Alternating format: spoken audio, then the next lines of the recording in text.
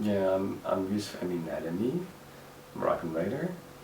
Um, I obviously have an interest in Moroccan darija, which is the Moroccan Arabic.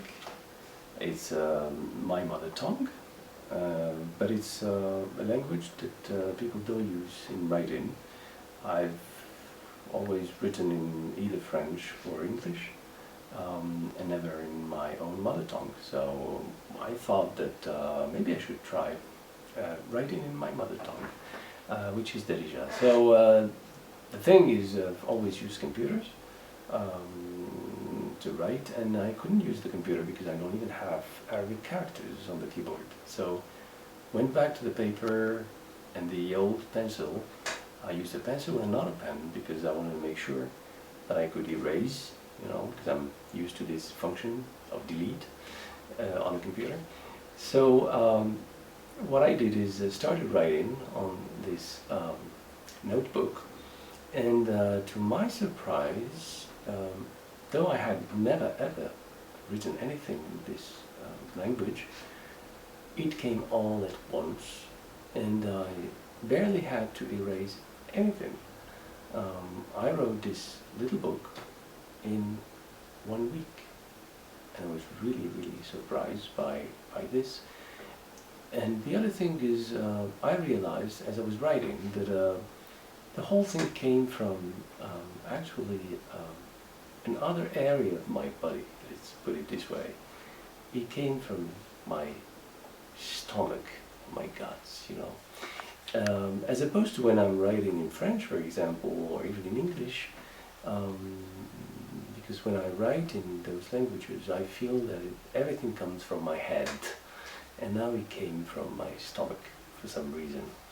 I don't know if it has to do with the umbilical cord or something that is located there, but it's just that there was something going on. And it all came naturally, I didn't have to think it over or something.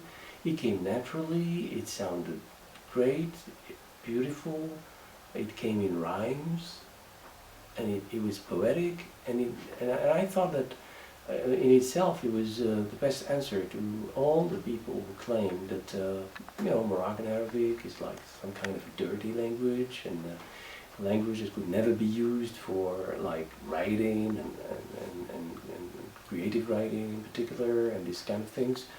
And and the point is that once the book was published, obviously it had been attacked by all the conservative people, who thought that it was some kind of blasphemy.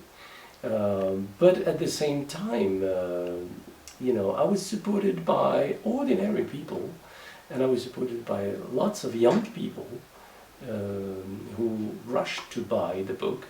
Those people did not even read other books. I mean, they don't care about reading in general, and especially reading literature. But they were really, really, interested in reading this book that came in their own language, simply their mother tongue. I mean, for the first time, they could read a book that was using the language spoken by their own mother. So then I wanted to take the whole experience one step further, and I thought of making some kind of artworks related to this issue of Moroccan Arabic, Moroccan dialect. And what I did, in fact, is I was looking for some images that would be easily recognizable by, let's say, Moroccans in general. And I couldn't find better images, I should even say better icons than cards, card game. There is this type of card that is so famous in Morocco. Everybody plays this type of card, kids, grown-ups, poor people, rich people, women, men, everybody, basically. So these images were actually known to everybody. And my idea was to make collages out of these cards and create characters that people would think, that they very familiar to them, because because they get the impression that they've known them forever, and when they look closely they come to realize that they've in fact never ever seen those characters because they don't exist in the original card game.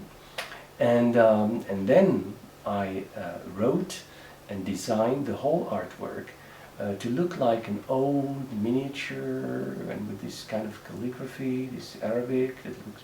I worked on matters. I used a lot of inks, all kinds of inks and natural substances, and to give the illusion of a very, very old work. And everybody gets the impression that it's written in classical Arabic, obviously.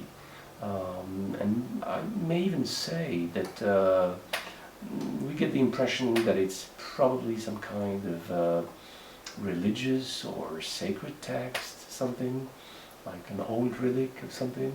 And in fact, when you come closer to the work and you start reading the work, you come to realize that in fact you're not reading classical Arabic, you're just reading ordinary darija, the language that we use today, 21st century Morocco. It's the language used by everybody, basically. And the idea for me is to rehabilitate actually our mother tongue, and as much as to desacralize actually classical Arabic. And the thing is, I started with a couple of works, and then now I think I just finished the 90th or something. I'm getting close to the 100.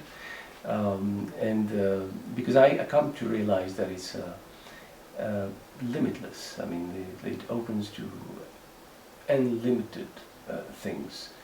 And then what I did with this is that I worked with a theater company.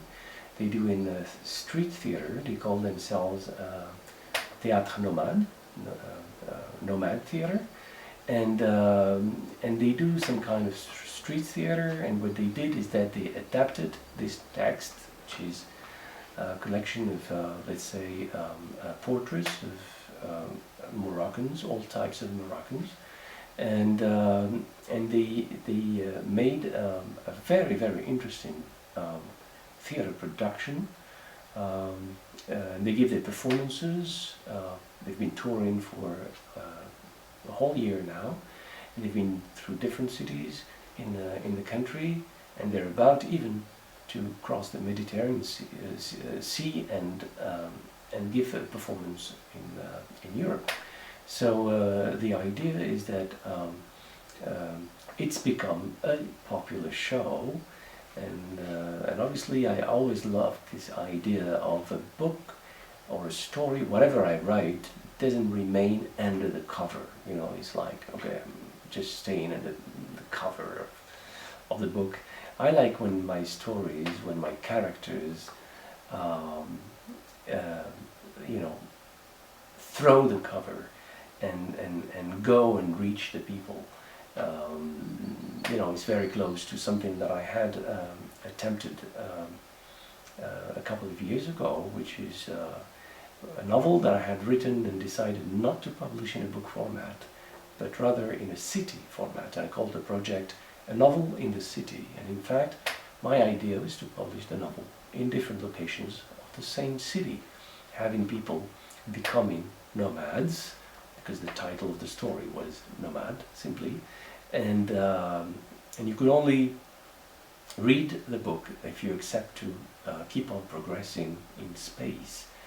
And that's actually how I invited people, readers, sometimes just passers-by, to come to experience what nomadism is all about. The idea that we can only survive if we accept to keep on progressing and moving